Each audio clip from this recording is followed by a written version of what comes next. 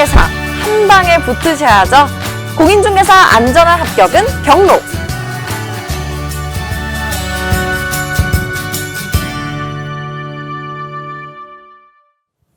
자, 여러분 반갑습니다. 이번 35회 시험 잘 보셨습니까? 공인중개사 자격시험의 학교론 같은 경우에는 작년과 같이 강론은 거의 31문제를 차지하고 있고, 그 다음에 총론 3문제, 그 다음에 감정평가 부분이 6문제 차지하고 있습니다. 계산 문제가 이번에는 좀 많이 나왔죠. 한 10문제 정도가 출제가 되었고요. 그 다음에 이제 레벨을 본다면은 상급 수준이 한 9문제, 그 다음에 중급이 29문제 정도 될 것 같습니다. 그 다음에 이제 나머지가 이제 하급 정도, 그렇게 차지한다고 볼 수 있습니다. 자, 그래서 레벨적으로 본다면은 작년보다는 수준이 조금 낮았지 않나, 이렇게 보고 있습니다. 다만 이제 문제 중에서 약간 꽈놓기 위해서 일부러, 얼토당치 않은 그런 문제도 한두 개씩은 보였습니다. 자, 그래서 여기 보시면 계산 문제가 10문제가 나왔고요. 서술형이 30문제 정도 출제됐다, 이렇게 볼 수가 있겠습니다. 자, 그래서 이번 시험 문제를 하나씩 한번 파헤쳐 보도록 하겠습니다. 첫 번째 보시면 토지의 이 특성에 관련된 설명으로 옳은 것은 이렇게 됐습니다. 1번 보시면 부동성으로 인해서 외부 효과가 발생하지 않는다. 자, 부동성 때문에 외부 효과 발생하죠. 그죠? 부동산은 움직이지 않기 때문에 외부 효과 발생합니다. 그 다음에 개별성으로 인해서 거래 사례를 통한 지가 산정이 쉽다. 발생하지 않는다 그랬고, 여기 1번 틀렸죠. 그죠? 그 다음에 지가 산정 어렵죠. 왜냐하면 개별적이다 보니까 실질적으로 어떤 표준적인 걸 갖다가 비교해서 적용할 수 있는 것들이 거의 없다는 것이죠. 그렇기 때문에 지가 산정이 어려웠어요. 그 다음에 부정성으로 인해서 토지의 물리적 공급 곡선은 단기적으로 탄력적이지 않죠. 비탄력적이죠. 특히 이 양을 늘릴 수 없기 때문에 Y축이 가격이고 X축이 양이라고 봤을 때 실질적으로 이 가격의 변화에 대해서 이렇게 가격이 P1, P2로 이렇게 오르락 내리락 하더라도 실질적으로 이 양 자체는 주어진 양인 Q스타라서 변화가 없죠. 그죠? 그래서 공급이 물리적 공급입니다. 물리적 공급은 이렇게 고정되어 있다. 그 얘기예요. 그러니까 완전 비탄력적이죠. 그래서 3번 또 틀렸습니다. 그 다음 4번 보시면 용도의 다양성으로 인해서 토지의 경제적 공급은 증가할 수 있다. 맞는 내용이네요. 그죠? 자, 용도를 다양화시킬 수 있어요. 물론 적법 범위 내에서 용도를 다양화시킬 수 있기 때문에 실질적으로 용도를 전환할 수 있죠. 그렇기 때문에 이 인문적 특성 중에서 이 용도의 다양성으로 인해서 이 경제적 공급은 얼마든지 증가시킬 수 있습니다. 그래서 토지의 어떤 필요에 의해 가지고 매립을 한다든가 이렇게 해서 농지를 만든다든가 뭐 이렇게 할 수 있죠. 그죠? 그랬을 경우에 이거는 경제적 공급이죠. 그래서 4번이 맞습니다. 자, 다음 문제 한번 보시겠습니다. 2번 토지에 관련된 용어이다. 괄호 안에 들어갈 내용으로 옳은 것은 기억 보시면 지적제도의 용어로서 토지의 주된 용도, 이건 이미 주된 용도 그럼 뭡니까? 지목이죠. 주된 용도에 따라서 토지의 종류를 구분하여 지적 공부에 등록한 거, 이거 지목이죠.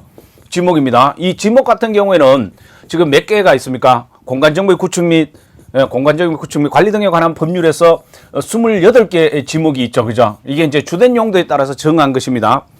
자, 그 다음에 이제 지가 공시제도의 용어로서 그랬어요. 토지의 건물이나 그 밖에 정착물이 없고 그랬어요. 그 다음에 지상권 등 토지의 사용 수익을 제한하는 사법상의 권리.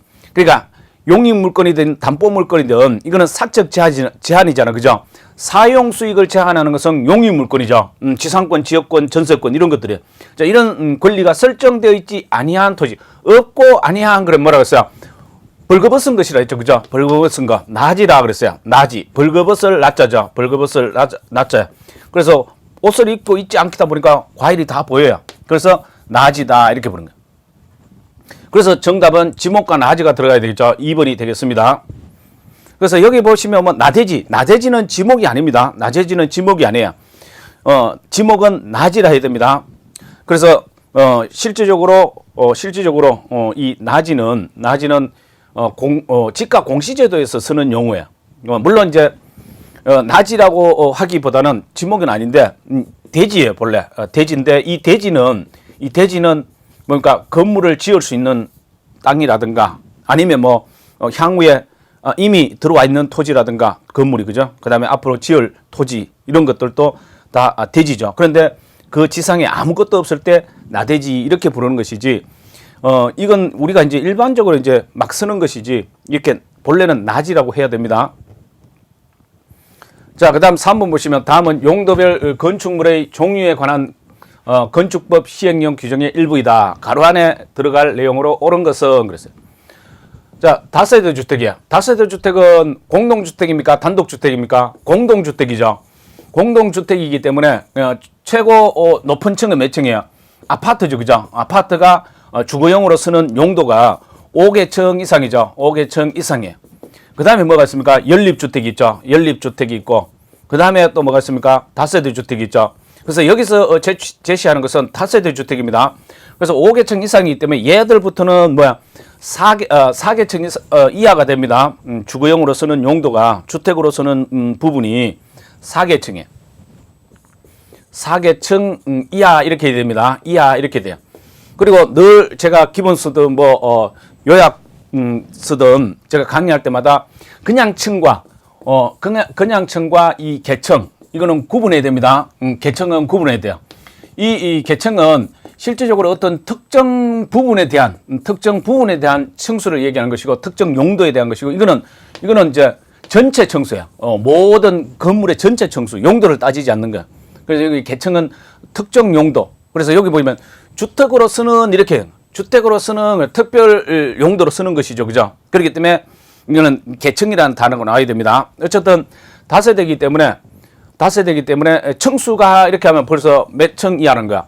4개층 이하여야 된다. 4개층 이하이고 그다음에 주택으로 쓰는 한 개 동의 무슨 합계입니까? 바닥 면적의 합계죠. 그죠? 바닥 면적의 합계. 이 바닥 면적의 합계를 우리는 뭐라고 했습니까? 똑같은 말을 뭐랍니까? 연면적이라죠. 그죠? 연면적이다. 연면적. 연면적은 실질적으로 이 바닥을 전부 합해서 연결해 놓은 면적하고 똑같다. 그래서 이걸 연면적 이렇게 부르는 겁니다.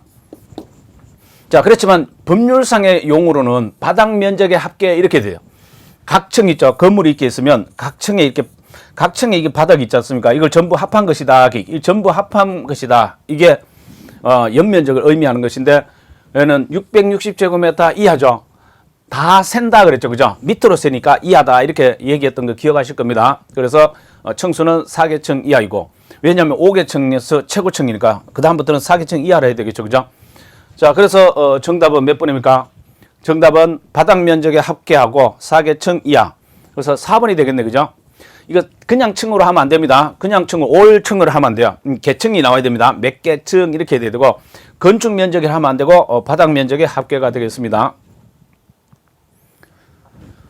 자, 여러분이 실제 시험친 수준으로 제가 지금 풀어보는 겁니다. 자, 4번 보시면 법령에 의해 등기의 방법으로 소유권을 공시할 수 있는 물건을 모두 고른 것은 등기라 했습니다. 공시 방법 중에서 등기는 뭡니까? 부동산이죠. 그죠? 그런데 준부동산 중에서도 등기를 하는 게 있어요. 여기에 보시면 총 톤수가 25톤인 기성 그랬어요. 자, 기계의 힘으로 가는 배 같은 경우에는 20톤 이상이면 등기를 해야 돼요. 그리고 기계로 하지 않는 이 붓은 있죠. 뗏목이라 하죠. 그죠? 그 뗏목 같은 경우는 100톤 이상이면은 이건 등기를 해야 돼요. 이건 선박 등기법에서 등기를 합니다. 그래서 얘가 등기 대상이 되고 그다음 니은 보시면 적재 용량 25톤인 덤프트럭은 뭡니까? 이건 자동차죠. 그죠? 자동차요.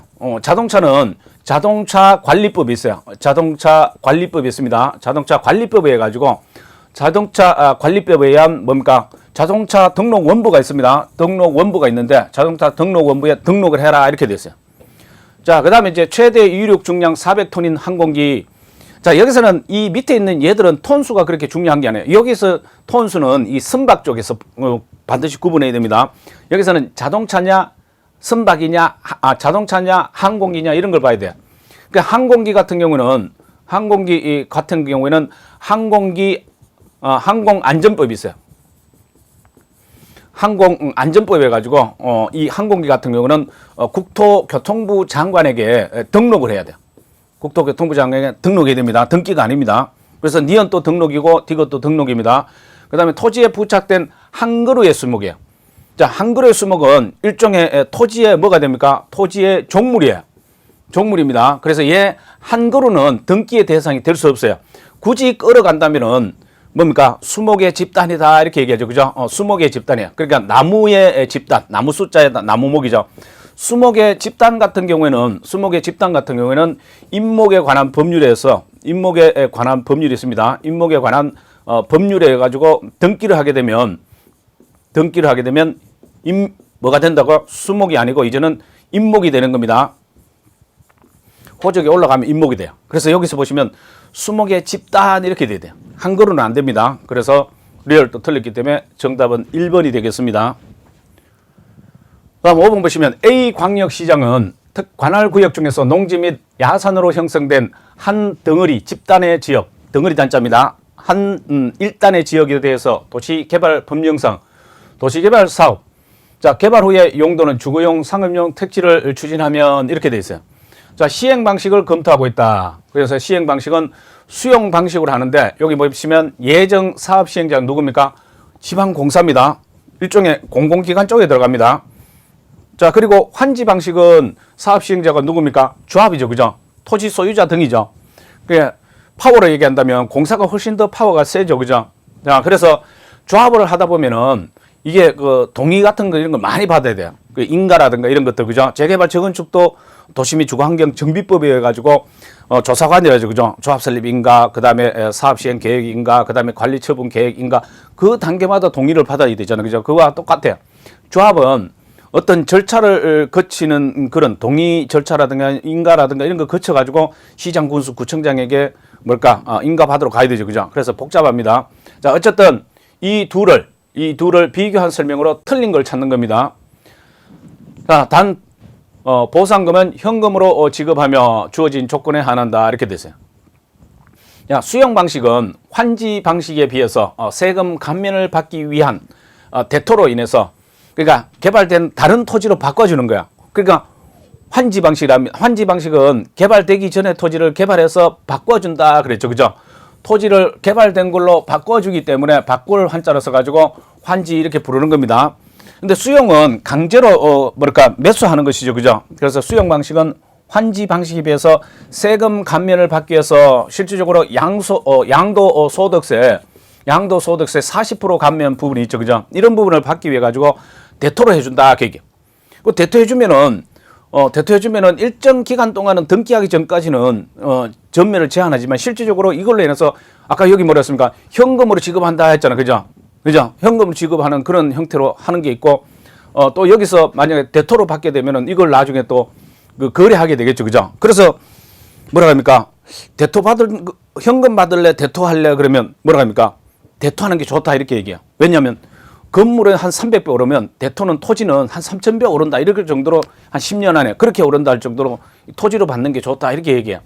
자, 이렇게 되다 보니까 오히려 주변의 지가를 상승시키는 그런 여지가 있죠. 그죠? 그래서 1번 맞는 내용입니다. 자, 그다음에 2번 보시면 수용 방식은 환지 방식에 비해서 사업 시행자의 개발 토지, 즉 조성 토지 매각 부담이 크다. 맞죠?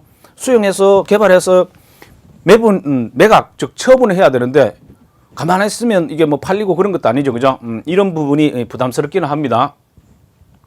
그 다음 3번에 사업 시행자의 사업비 부담에 있어서는 환지 방식은 수용 방식에 비해서 작다. 왜? 개발된 토지로 바꿔주면 되잖아. 그래서 사업 초기 투자금이 적게 들어가잖아. 그죠? 그래서 3번 또 맞는 내용입니다. 다음 4번 보시면 사업으로 인해서 개발이익이 발생하는 경우에 환지 방식은 수용 방식에 비해서 종전 토지의 소유자에게 귀속될 가능성이 크다. 왜? 종전에 토지 가지고 있던 사람이 나중에 바꿔서 토지를 받으면은 지금 바꿔서 토지를 받잖아. 그러면 개발된 토지를 받잖아. 그죠? 그렇기 때문에 그 개발된 토지의 지가 상승이나 이런 부분들을 기존의 토지 소유자가 그대로 가져갈 가능성 당연히 큽니다. 그다음 5번에 개발 절차상 환지 방식은 토지 소유자의 동의를 받아야 하는 단계, 즉 동의 횟수라든가 이런 것들이 수용 방식에 비해서 적어 절차가 간단하다. 틀렸습니다. 반대가 돼야 돼요. 수용 방식은 이게 아마 도시개발법 21조의 그 단서 규정에 들어있을 겁니다. 이 지방공사, 아까 주체가 여기 있죠. 그죠? 이 주체가 지금 누구와 누구입니까? 지방공사와 조합이죠. 그죠? 그러다 보니까 지방공사는 동의를 받지 않아도 돼. 그러다 보니까 수용 방식의 지방공사를 하다 보니까 그만큼 절차가 간단해지겠죠. 그죠? 그래서 수용 방식은 이렇게 되어 있죠. 수용 방식은 토지소유의 동의를 받아야 하는 단계가 환지 방식에 비해서 적다. 이렇게 가야 돼요. 그래서 거꾸로 되어 있죠. 그죠? 그렇기 때문에 5번이 정답이고, 여기서 포인트는 지방공사가 하느냐 조합이 하느냐, 요걸 잘 보셔야 됩니다. 자, 그 다음 6번 보시면 부동산 개발 사업에 관한 설명으로 틀린 것은 1번 부동산 개발의 타당성 분석 과정에서 시장 분석을 수행하기 위해서는 먼저 시장 지역을 설정해야 된다. 맞죠? 그죠? 자, 여기서 묻는 게 뭡니까? 시장 분석이야. 시장 분석 같은 경우는 개발 예정인 부동산을 갖다가 실제 그 부동산이 속한 지역 그 시장 권역에서 수급의 상태, 수요 공급의 상태를 갖다가 분석하는 것이기 때문에 일단 지역을 먼저 설정해야 돼요. 얘가 먼저 설정을 해야 됩니다. 선 시장 지역 설정이야. 시장 권역 또는 시장 지역을 먼저 설정해야 되는 것이 맞습니다. 그래야 그 지역에 대해서 시장 분석을 하죠. 그죠? 자, 그 다음에 2번에 부동산 개발업의 관리 및 육성에 관한 법령상 건축물을 리모델링 또는 용도 변경하는 행위, 다만 시공을 담당하는 행위는 제외하죠. 그죠? 시공사는 들어가지 않습니다. 자, 이런 경우에 부동산 개발에 포함된다. 이거 제가 많이 강조했죠. 그죠? 그래서 우리 그 경록 책에 보면 다른 책에 넣지 않은 요 부분이 지금도 저는 잘 했다고 생각되는데, 개발에 대한 개념을 내릴 때 지금까지 제대로 내리지 않았는데, 이거는 법령에 의한 정의가 개발의 정의를 제대로 내려놓은 이 개발업의 관리 및 육성에 관한 법령의 내용을 끌어왔기 때문에 이게 이번에 출제되면서 상당히 어떤 그 기쁨을 만기게 했던 부분인데, 용도 변경, 리모델링 이런 거 다 들어갑니다. 이런 거 다 개발에 들어가요. 자, 그 다음에 이제 3번 보시면 민간 투자 사업에 있어서 민간 사업자가 자금을 조달해서 시설을 건설하고 그랬죠. 그러면 빌드한다 그 얘기죠. 빌드하고 일정 기간 소유 및 운영을 한 후에 그럼 오퍼레이팅 하는 것이죠. 그죠? 오퍼레이팅 하는 것입니다. 한 후에 국가 또는 지자체에다가 시설의 소유권을 뭐 한다고? 이전한다 그 얘기. 그러면 이제 트랜스퍼 하는 것이죠. 그죠? 그래서 BOT가 되는 거야. BOT가 되는 거야. 자, 빌드, 그 다음에 오퍼레이팅, 그 다음에 뭡니까? 트랜스퍼 하는 거니까. 여기 나와 있네. 그죠? BOT이다. 그래서 3번 또 맞습니다. 그 다음 4번 보시면 부동산 개발의 유형을 갖다가 신개발 방식과 재개발 방식 이 두 가지 방식으로 구분하는 경우에 도시 및 주거 환경 정비 법령상 재건축 사업은 재개발 방식에 속합니다. 자, 요 재건축 사업이든 재개발 사업이든 재개발 방식에 들어가요. 그래서 그 기본서 교재에도 나와 있습니다. 그 다음에 이제 5번에 보시면 개발 사업의 방식 중에서 사업 위탁 방식과 신탁 개발 방식의 공통점은 다른 사람에게 결국 맡긴다는 것이죠. 토지 소유자가 개발 사업에 전문성이 있는 제3자에게 토지 소유권을 이전하고 사업을 위탁한다. 이 뒤에 사업을 위탁하는 건 맞는데, 소유권을 이전하는 경우는 이 신탁만 소유권을 이전합니다. 얘는 이전하지 않아요. 얘는 이전하지 않습니다. 얘는 이전하지 않고 주체가 토지 소유자가 주체가 되는 것입니다. 실제 노하우를 끌어오는 것이 뿐이죠. 근데 신탁 개발 방식은 신탁사에다 아예 맡기는 거야. 형식적인 소유권을 넘겨주는 거야. 그렇기 때문에 신탁 개발 방식에만 있는 것이기 때문에 공통점이라고 할 수는 없고 차이점이라 해야 되겠죠. 그죠? 그래서 5번이 틀린 것이 되겠습니다. 자, 7번 보시면 부동산 개발 마케팅에서 4P 마케팅 믹스 전략, 즉 4P 믹스 전략이다 이렇게 얘기하죠. 자, 이건 시장 점유 마케팅 전략입니다. 그러면 4P 믹스 전략은 전에도 이게 영어 문제도 나왔지만 가로쳐서 표시하고 그랬잖아요. 그죠? 그러면 우리가 이제 공부할 때는 항상 물건을 만드는 게 먼저겠죠. 프로덕트를 먼저 하는 거예요. 물건 만들면 그 가격을 산정해야 되겠죠. 그죠? 가격을 매겨야 될 거 아니에요. 그런 다음에 이제 어떻게 됩니까? 뿌려야 되겠죠. 그죠? 팔아야 될 거 아니에요. 팔아야 된다. 그 얘기예요. 그러면 유통 경로죠. 여기저기 막 뿌려야 되겠죠. 그 다음에 어떻게 됩니까? 광고, 마케팅 이런 거 막 해야 되겠죠. 판매 촉진해야 돼요.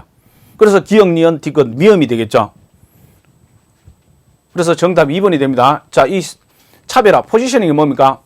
이거는 세그멘테이션이죠. STP 전략이죠. STP 전략이야. 4P 믹스 전략이 아닙니다. 이거 파트너십, 동반자 관계, 이건 뭡니까? 이거는 관계 마케팅 전략이죠. 관계 마케팅 전략이 되겠습니다.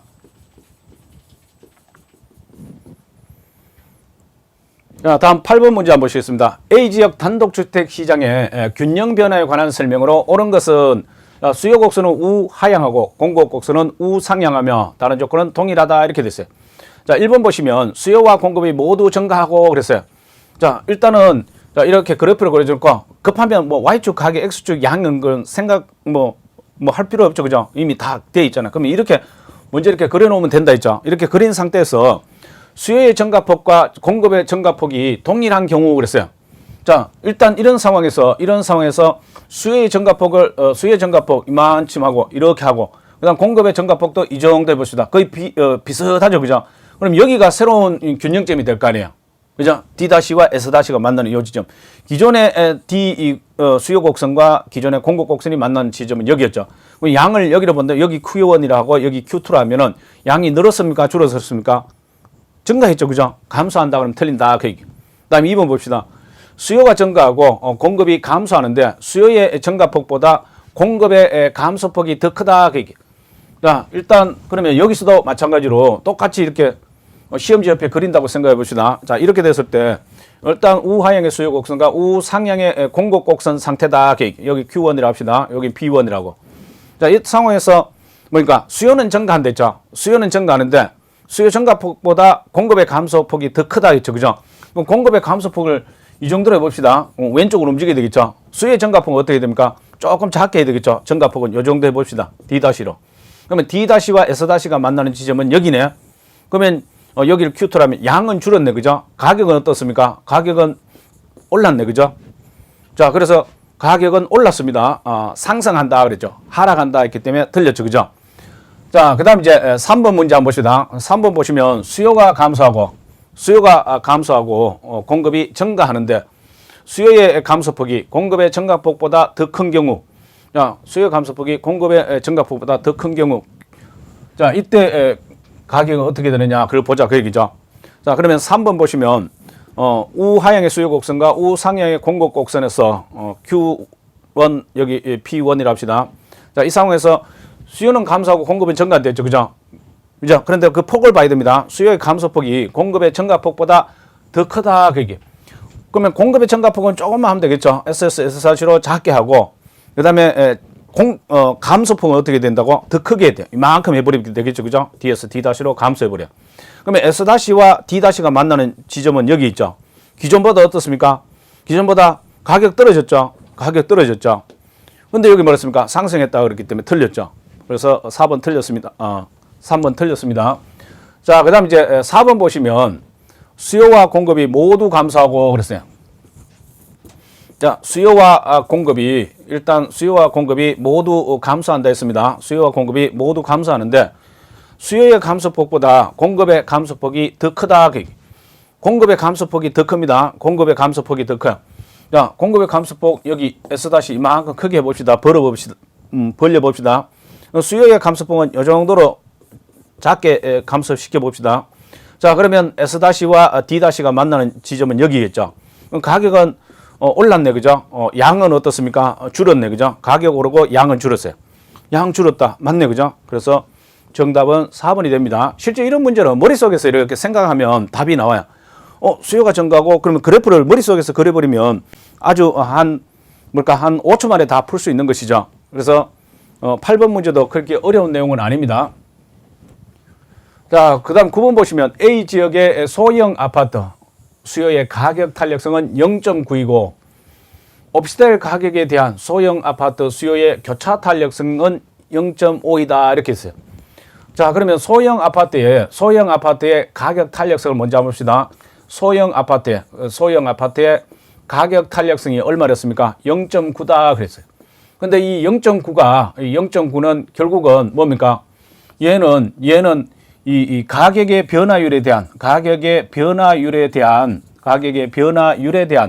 수요량의 변화율이죠. 수요량의 변화율이다. 그 다음에 이제 교차 탄력성 한번 봅시다. 교차 탄력성 같은 경우에는 지금 뭐라고 했습니까? 오피스텔 가격에 대한 뭐뭐에 대한 그러면 얘가 분모다 그 얘기죠. 오피스텔 가격에 대한 이렇게 됐어요. 거기에 대한 소형 아파트의 수요 량이게 되겠죠. 그죠? 이 교차 탄력성이 얼마나 했어요? 0.5다 그랬어요. 0.5다 그랬어요. 자, 이때 A 지역의 소형 아파트 가격이 2% 상승했다. 그럼 여기가 2% 상승했네. 그죠? 2% 상승했어요. 그러면 수요량은 어떻게 된다는 거야? 그러면 이렇게 되겠죠. 그죠? 곱해질 거 아니야. 그러면 수요량의 변화율은 그래야 되겠죠. 그러면 9, 2, 18이겠죠. 그러면 1.8이 되겠네. 그죠? 1.8 감소하겠네. 그죠? 왜냐하면 가격이 올라가면 수요는 떨어지니까 감소한 양은 줄어들겠죠. 1.8 정도 떨어집니다. 자, 그 다음에 이제 A 지역의 오피스텔 가격이 5% 상승할 때 5% 상승할 때 A 지역의 소형 아파트 수요량의 전체 변화율은 얼마가 되느냐 이렇게 물었어요. 자, 오피스텔 가격이 몇 프로 증가한댔어요? 5% 상승한댔네. 그죠? 5% 상승. 그럼 얘를 구하면 되겠네. 그죠? 이렇게 곱해주면 되겠죠? 그래서 소형 아파트의 수요량은 결국 25니까 2.5% 상승했죠. 그죠? 대체제니까. 대체제니까 오히려 얘 가격이 올라보니까 얘 안 사고 얘 샀다 그 얘기야. 얘 샀다, 얘 더 샀다 그 얘기. 그러니까 2.5% 더 사버리는 거야. 그러면 얘는 1.8 떨어졌는데 얘는 2.5 올랐으니까 이 갭이 얼마입니까? 0.7 올랐는 것이죠. 그죠? 0.7의 변화를 가져오는 거야. 0.7. 그래서 0.7% 1번이 정답이 되겠죠. 그죠? 그래서 뒤에 가로에 보시면 소형 아파트와 오피스텔은 모두 정상제로서 정상제라는 것은 소득이 오르면 더 많이 사는 거죠. 서로 대체적인 관계이고 그랬어요. 수요의 가격 탄력성은 절대값으로 나타냈다. 그래서 여기 절대값으로 나타내보니까 뭐 떨어져도 0.7이고 올라가도 0.7이겠죠. 그죠? 그래서 1번이 정답이 되겠습니다. 10번 보시면 아파트 시장에서 균형 가격을 상승시키는 요인 그랬어요. 모두 몇 개인가? 자, 아파트는 정상제이고 수요 곡선은 우하향하고 공급 곡선은 우상향하며 다른 조건은 동일하다 이렇게 얘기했어요. 자, 가구의 실질 소득이 증가했다 그랬어요. 그러면 수요 증가하겠네. 그죠? 수요 증가한 거야. 수요 증가하면 수요 곡선이 어떻게 됩니까? 우측으로 이동하겠죠. 수요 곡선에 우측 이동이 일어납니다. 그러면 수요 곡선에 우측 이동이 일어나면은 뭐가 됩니까? 가격이 상승하겠죠. 그죠? 균형 가격 상승한다. 맞네. 그죠? 이거 그려볼까요? 우하향의 수요 곡선과 우상향의 공급 곡선이 이렇게 그려질 때 Y축이 P 스타고 X축이 Q 스타인 상황에서 지금 뭐라 했습니까? 가구의 실질 소득이 증가했어요. 자, 실질 소득이 증가하면 이거 지금 정상제잖아. 그죠? 그러면은 하나 사는 사람이 2개 사고 3개 사는 사람 4개, 5개 사겠죠. 그죠? 그럼 결국은 수요가 증가한다. 그 얘기. 그러면 가격 어떻게 됩니까? 올랐잖아. 가격이 올라갔죠. 그러면 이미 올랐다는 게 드러났잖아. 그죠? 그래서 맞는 내용이죠. 자, 균형 가격 상승시키는 요인에 해당됩니다. 그 다음에 아파트에 대한 선호도가 감소했어요. 그러면 수요가 줄어들겠죠. 그죠? 수요가 감소야. 그러면 수요 곡선이 좌측으로 이동하겠네. 그죠? 수요 곡선이 좌측으로 이동하면은 공급은 고정되어 있는데 수요 곡선이 좌측 이동하면 가격 하락하잖아. 그죠? 가격 하락하잖아. 자, 이렇게 봅시다. 우하향의 수요 곡선과 우상향의 공급 곡선인데 이 상황에서 뭐라 했어요? 수요 곡선이 좌측 이동한다. 그러면 이쪽이겠네. 그죠? D에서 D-로 이렇게 이동하는 거야.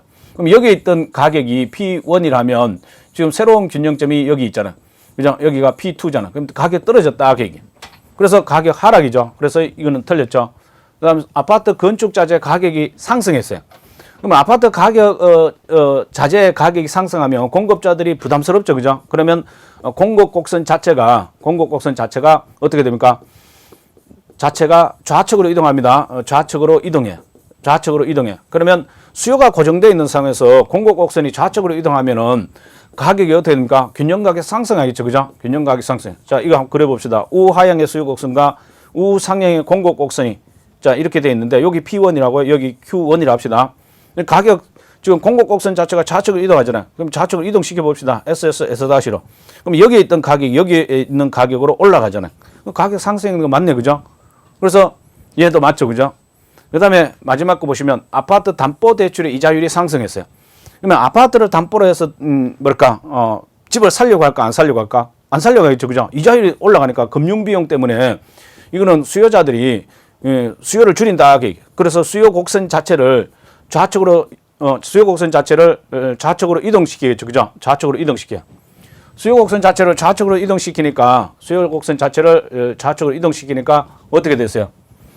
가격이 하락했죠. 그죠? 여기 있잖아요. 수요 곡선 자체가 좌측으로 이동하면 가격이 하락합니다. 자, 그래서 얘도 틀렸죠. 그죠? 그래서 옳은 것은 몇 개입니까? 2개가 됩니다. 자, 11번 봅시다. A 지역 오피스텔 시장에서 수요 함수는 QD1은 900-P, 공급 함수는 QS는 100 플러스 4분의 1P이며 균형 상태에 있다 그랬어요. 균형 상태. 균형 상태에 있다는 것은 이퀄이 된다 그 얘기죠. QD1 이퀄로 QS입니다. 자, 그런데 이 시장에서 수요 함수가 QD2는 1500-2분의 3P로 변화했다. 균형 가격의 변화를 기억이라고 균형 거래량의 변화는 니은일 경우에 각각의 값을 구해라 그 얘기죠. 그러면 먼저 얘부터 먼저 구해야 되겠죠. 그죠? 얘부터 먼저 구하면은 자, QD1은 900-P인데 900- 수요와 공급이 일치해야 되겠죠. 균형 상태로 했기 때문에. 그래서 100 플러스 4분의 1P가 되겠죠.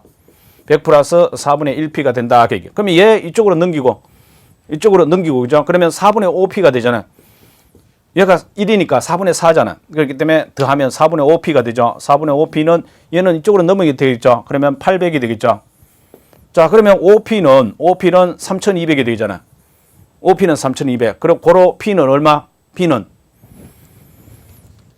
자, 틀리면 안 되기 때문에 계산해 봅시다. P는 5분의 3200이잖아. 그러면 3200 나누기 5를 합시다. 5를 하면 3200 나누기 5를 하게 되면 640이 나옵니다. 640이 나와요. 가격이. 자, 그런데 변화했다 했죠. 그죠? 공급이 변화했어요. 공급이 D2로 변화했습니다. 아, 수요가 변화했네. 그죠? 그러면 변화된 걸 반영시켜야 되겠죠. 반영시켜야 됩니다. 자, 그래서 수요는 얼마입니까? 1500 마이너스 1500 마이너스 2분의 3P는 공급이 그대로죠. 그죠? 공급은 100 플러스 4분의 1P가 됩니다. 자, 그러면 뭘까?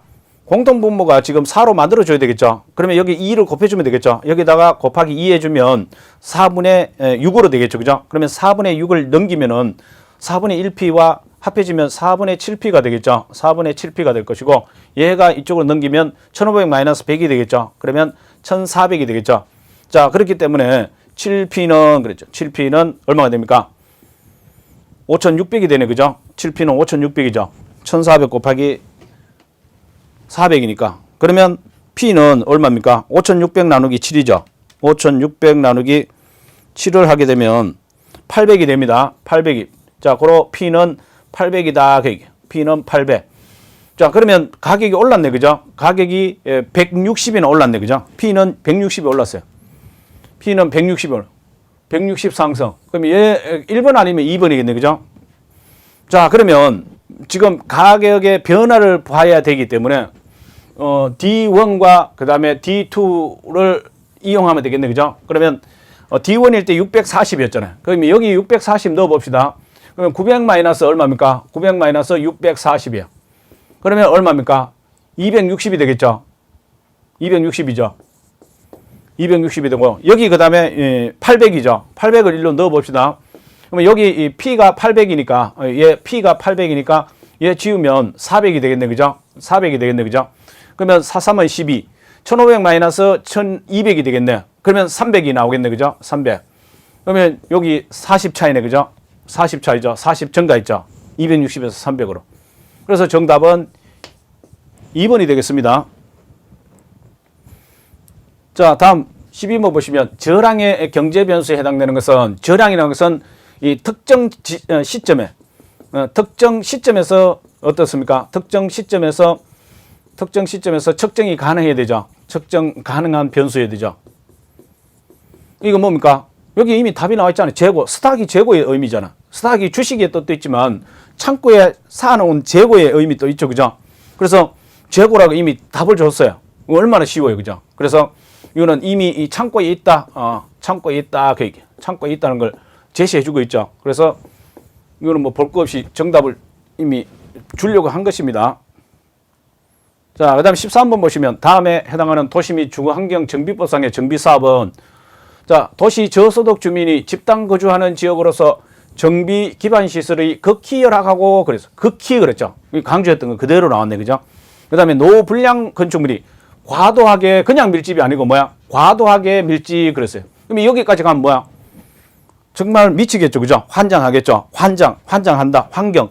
이 환경이에요. 그래서 주거환경 개선 사업. 아주 이것도 문제를 주려고 제시한 것이죠. 그죠? 재개발 사업이나 이런 것들은 이 열악이라는 단어에 이 앞에 극히라는 단어를 안 넣잖아요. 그죠? 재개발 사업은 그냥 열악하고, 그 다음에 밀집하고, 그 다음에 재건축 사업은 기반 시설이 양호하고 이렇게 간다 했잖아요. 그러니까 그런 부분만 포인트 잡으면 이런 1초만 되면은 1초 만에 체크하고 넘어갈 수 있죠. 그죠? 제가 조금 과장했나? 자, 14번 봅시다. 큰 버스의 분기점 모형. 큰 버스 생각하라 했죠. 그죠? 큰 버스, 이거 침처럼 다 큰 버스 생각했잖아. 자, 이렇게 그려놓고 가죠. 그죠? 그래서 그 A씨와 B씨의 상권 경계 지점은 A씨로부터 얼마만큼 떨어진 지점인가 그랬어요. A씨로부터. 그러면 A를 먼저 넣으면 되죠. A의 인구분의 B의 인구를 넣으면 돼요. 그죠? 그러면 큰 버스 돌리면 거리가 나오겠죠. 그럼 A에서 B까지 거리가 나오겠죠. 그죠? 이렇게 거리 그린다 생각하면 돼요. 큰 버스 여기 찍어가지고 이렇게 돌린다 생각하면 돼요. 그럼 이거 얼마나 쉬워요. 그죠? 그래서 1 플러스 루트. A의 인구가 얼마입니까? A의 인구가 84만 명이에요. 84만 명. 그 다음에 B의 인구는 21만 명이죠. 21만 명. 그 다음에 A, B 두 도시 간의 거리는 얼마입니까? 45km죠. 그죠? 45 이렇게 되잖아요. 그러면 여기 밑에 보시면 1 플러스 루트 84분의 21이니까 4분의 1이잖아. 4분의 1이잖아. 그죠? 그러면 4분의 1이면은 1 플러스 루트 2의 제곱분의 1이잖아. 그러면 루트 벗겨지죠. 그러면 1 플러스 2분의 1이잖아. 그러면 1 플러스 2분의 1에 1 플러스 2분의 1이니까 2분의 3이죠. 그죠? 2분의 3분의 45잖아. 그죠? 그러면 3분의 90이 되죠. 3분의 90이 되잖아. 그러면 30이 되겠네. 그죠? 30km 지점에서 경계가 꺼지겠네. 그러면 4번이 정답이 되겠습니다. 자, 15번 보시면 입지 및 도시공간 구조 이론에 관한 설명으로 틀린 것은, 자, 1번 보시면 호이트의 선형이 이루어지죠. 호이트의 선형. 이 선자가 무슨 선자라고? 부채 선자라 했죠. 그죠? 부채 선자입니다. 자, 선풍기 생각하면 돼요. 자, 단핵의 중심지를 가진 거 맞죠? 단핵 이론입니다. 동심원 도시 구조를 기본으로 하고 있다는 점에서 동심원 이론을 발전시킨 것이라 할 수 있다. 맞죠? 버제스의 동심원 이론은 도로를 고려하지 않았죠. 그죠? 도로를 고려하지 않았습니다. 도로를 고려하지 않았어요. 그런데 호이트 같은 경우 선형 이론, 부채 모양으로 도로를 고려했죠. 그죠? 도로를 이렇게 고려했어요. 그러니까 더 발전한 거 맞죠. 그죠? 그래서 1번 맞는 내용입니다. 그 다음에 이번에 크리스탈러의 뭐라고 했습니까? 크리스탈러 그러면 뭐? 중심지 이론. 크리스탈러 그러면 중심지 이론. 크리스탈, 육각형 모형 생각하면 된다죠. 그죠? 그래서 육각형 모양의 크기에 따라서 저차원 중심지와 고차원 중심지로 나눠집니다. 크리스탈러는 중심성의 크기를 기초로 중심지가 고차 중심지와 저차 중심지로 구분되는 동심원 이론이 아니죠. 동심원 이론 누굽니까? 얘는 버제스죠. 그죠? 동심원 이론은 버제스고, 크리스탈러 그러면 중심지 이론. 제목만 알고 있어도 이건 바로 맞출 수 있죠. 그죠? 그래서 2번이 틀렸습니다. 뭐 나머지는 맞는 것이니까 한번 읽어보시면 돼요. 해리스와 얼마 그러면 두 사람이네. 다핵이네. 그죠? 다핵심 이론이. 뭐 이런 것들은 뭐 볼 필요도 없습니다. 배부 그러면 최소 비용을 배부르면 좋다 그랬잖아요. 그래서 원료지수 썼죠. 그죠? 원료지수 1보다 크면은 원료지향 입지, 1보다 적으면 시장 지형 입지. 허프의 모형에서 공간 마찰 계수, 람다. 마찰 계수는 도로 환경, 그 다음에 뭐 주행 수단 이런 거에 따라서 영향을 맞는 거 맞습니다. 그러면 이 상황이 도로 상황 같은 게 안 좋으면 마찰 계수가 올라가죠. 그죠? 올라갑니다. 근데 지금까지 연구 보고서에는 2가 가장 적합하다 이렇게 얘기하고 있습니다. 자, 16번 봅시다. 다음 설명에 모두 해당하는 것은 토지의 비옥도가 동일하더라도, 자, 비옥도만 얘기하면 누굽니까? 비옥도만 얘기하면은 이 우등지와 열등지의 차이죠. 그죠? 우등지와 열등지 차이를 언급하는 건데, 여기는 비옥도가 동일하더라도 이렇게 되겠어요. 그러면 여기 보시면 중심 도시와의 접근성 차이 그랬어요. 접근성은 결국은 뭡니까? 입지죠. 그죠? 입지 이꼬로 뭡니까? 로케이션, 위치죠. 그죠? 자, 차이에 의해서 지대가 차별적으로 나타난다. 그럼 여기 봅시다. 입지, 위치. 여기 정답 보여주고 있네. 그죠? 도망가려고 하죠. 다른 먼 거리로. 튀네. 그랬죠. 그죠? 튀네. 뭘 강조했댔습니까? 운송비, 수송비를 강조했댔죠. 튀네니. 그 다음 밑에 것도 한번 봅시다. 한계 지대 곡선은 작물의 종류나 농업의 유형에 따라서 그 기울기가 달라질 수 있으며, 기울기, 자, 여기가 렌트 지대입니다. 지대고, 여기는 거리로 이렇게 되겠죠. 그죠? 여기는 중심지라 봅시다.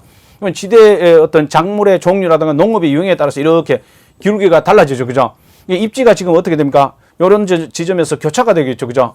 입지 교차 지대설과도 관련되죠. 입지 교차 지대설 또는 위치 지대설 뭐 이렇게도 볼 수 있죠. 그죠? 이거 누굽니까? 튀넨이죠. 도망가는 중이에요. 지금 도망가는 중이에요. 튀네 운송기가 많이 이쪽으로 가면 많이 가니까 지대가 떨어져 버리죠. 이쪽으로 들어오면 어떻습니까? 지대를 많이 줄 수 있죠. 그다음 가장 높은 지대 그러면 입찰이죠. 그죠? 가장 높은 입찰이잖아. 그래서 입찰이라는 것은 가장 높은 지대를 낸 사람에게 너가 이 토지 이용해라 이렇게 되죠. 그러니까 그 사람에게 토지가 배분되는 거야. 할당된다. 그게 뭡니까? 위치지대설, 입지교차지대설. 바로 3번이 정답이죠. 그죠? 그 다음 17번 한번 보시겠습니다. 지하철 역사가 개발된다는 다음과 같은 정보가 있을 때 합리적인 투자자가 최대한 지불할 수 있는 이 정보의 현재 가치는 자, 정보의 현재 가치는 그랬어요. 최대한 지불할 수 있는. 자, 첫 번째 보시면 지하철 역사 개발 예정지 인근에 A 토지가 있다. 1년 후입니다. 1년 후 지하철 역사가 개발될 가능성은 60%. 그러면 안 될 가능성은 40%네. 그죠? 안 될 가능성은 40%다. 1년 후에 지하철 역사가 개발되면은 A 토지의 가격은 14억 3천만 원이고 개발되지 않으면은 8억 8천만 원으로 예상된다. 투자자의 요구 수익률은 몇 %입니까? 10%죠. 그죠? 연 10%다. 자, 그러면 정보가 불완전하다 그러면 양쪽을 다 봐야 되겠죠. 그죠? 정보가 불완전하다 그러면 양쪽을 다 봐야 돼요. 그러면 일단 A 토지가 개발될 경우에는 14억 3천만 원이죠. 14억 3천만 원이에요. 14억 3천만 원이고 이럴 경우는 60%라 했습니다. 60%야. 그리고 안 될 경우는 8억 8천만 원이죠. 그죠? 8억 8천만 원이에요. 8억 8천만 원이고 안 될 경우는 나머지 40%가 되겠죠. 그죠? 40%다. 그러면 이걸 갖다가 현재 가치로 돌리기 위해서는 할인을 해야 되죠. 1 플러스 R의 n승이죠. 1 플러스 R의 n승인데 R 요구 수익률 몇 프로입니까? 10%니까 0.1이죠. 그리고 1년이기 때문에 1승 하나만 하죠. 그죠? 어쨌든 1 플러스 R의 1승을 해주면 됩니다. 자, 그 다음에 이제 완전한 경우에 정보가 완전하다. 정보가 완전한 경우는 얘밖에 없겠죠. 그죠? 14억 3천만 원 확실히 돌아온다. 그 얘기죠. 14억 3천만 원이다. 그 얘기. 이게 100%다. 그 얘기. 이게 100%예요. 그럼 뒤에 거는 제로니까 의미가 없잖아. 그럼 이거 역시 1 플러스 0.1의 1승이 되겠죠. 자, 그러면 여기는 이제 계산해 봅시다. 14억 3천만 원. 14억 3천만 원입니다. 14억 3천만 원 곱하기 60%입니다. 60%. 자, 그러면 8억 5,800만 원입니다. 그 다음에 8억 8천만 원 곱하기 8억 8천만 원 곱하기 8억 8천만 원 곱하기 40%입니다. 40% 하면은 3억 5,200이네. 그죠? 그러면 토탈하면 12억 62,654원이 돼요. 그럼 요거 나누기 1.1 하면 됩니다. 나누기 1.1을 하게 되면 1억 1천 이게 11억 정도 되는 것 같은데. 자, 다시 해봅시다. 14억 3천만 원, 14억 3천만 원 곱하기 지금 60%입니다. 그러면 8억 5,800이야. 얘가 8억 5,800만 원. 8억 5,800만 원. 그 다음에 얘가 얼마냐면 8억 8천입니다. 8억 8천. 8억 8천인데 이게 40%입니다. 40%. 그러면 3억 5,200입니다. 얘가 3억 5,200. 3억 5,200만 원. 그럼 요거 두 개 합해서 1.1로 나누면 되죠. 자, 8억 5,800. 8억 5,800만 원에다가 그 다음에 3억 5,200 하면은 12억 1천만 원이 나옵니다. 나누기 1.1. 11억 나오죠. 그죠? 11억 나옵니다. 얘가 11억이야. 그 다음에 얘는 14억 3천이죠. 얘는 14억 3천만 원입니다. 14억 3천만 원. 나누기 1.1 하면은 13억입니다. 얘는 13억이야. 그러면 정보를 갖다가 가져와서 그 정보 가치를 따지면은 13억 빼기 11억 하면은 2억의 정보 가치가 있겠네. 그죠? 2억의 정보 가치가 있다. 자, 그래서 정답은 3번이 되겠습니다. 18번 보시겠습니다. 부동산 정책에 관한 내용으로 이번에는 정책 문제 많이 나왔습니다. 틀린 것은 그랬어요. 국토의 계획 및 이용에 관한 법령상 지구 단위 계획은 지구 단위 계획 그러면 좋은 얘기 다 나옵니다.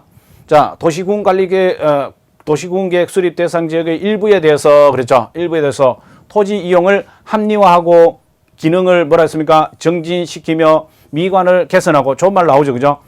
자, 그리고 양호한 환경을 확보하며 그 지역을 체계적이고 계획적으로 관리하기 위해서 수립하는 무슨 계획? 도시군 관리 계획이랬죠. 기본 계획 하면 안 된다 그러면서 엄청 강조했던 게 그대로 나왔죠. 그죠?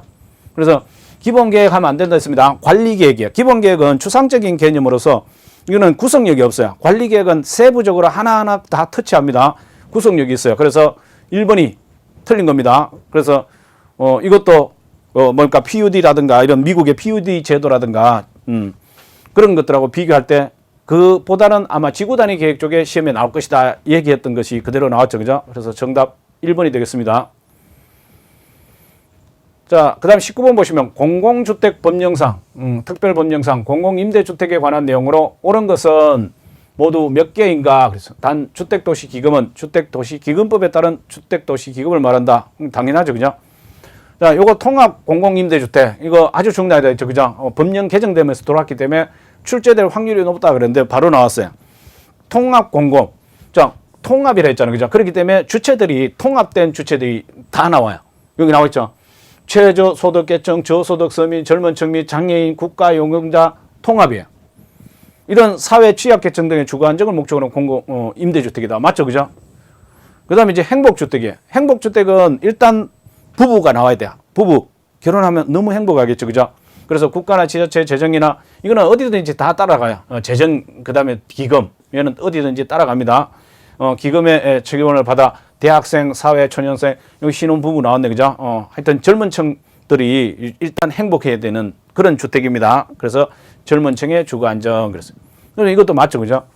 그 다음에 이제 장기 전세주택, 장기. 이게 장자가 꼭 이자처럼 생겼다 했죠. 그죠? 그래서 20년 이렇게 얘기했던 기억나실 겁니다. 국가나 지자체의 재정이나 역시 이 기금이죠. 기금의 지원을 받아서 전세니까 장기 전세니까 전세 계약 방식으로 공급하는 임대주택 맞죠. 그죠?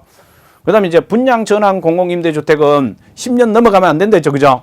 5년형, 그 다음에 10년형, 그 다음에 분납형 그랬죠. 분납형도 기간으로 본다면 10년이자 했습니다. 그래서 얘들은 일정 기간 5년, 10년 뭐 이렇게 분납형인데 절반 이상 넘어가면은 이 뭔가 사업 주체와 그 다음에 여기 입주자하고 서로 협의해서 분양 전환을 할 수가 있습니다. 그래서 분양 전환 공공임대주택은 일정 기간 임대한 후에 분양으로 바꾸는 목적으로 공급하는 공공임대주택이다. 맞네, 그죠? 다 맞네. 그러면 정답 5번이 되겠습니다. 자, 그 다음 20번 보시면 부동산 정책 중에서 금융 규제에 해당하는 성, 금융과 관련된 거 쭉 봅시다. 이거는 5번이네, 그죠? 금융, DSR. 이거 DSR은 뭡니까? 자, 이 DSR은 모든 부채, 대학 등록금, 뭐, 마이너스 통장, 신용카드 쓴 거, 이걸 연소득으로 나누는 것이죠. 그렇기 때문에 금융 규제에 해당됩니다. 그냥 가시게요. 구독과 좋아요 누르고 가세요.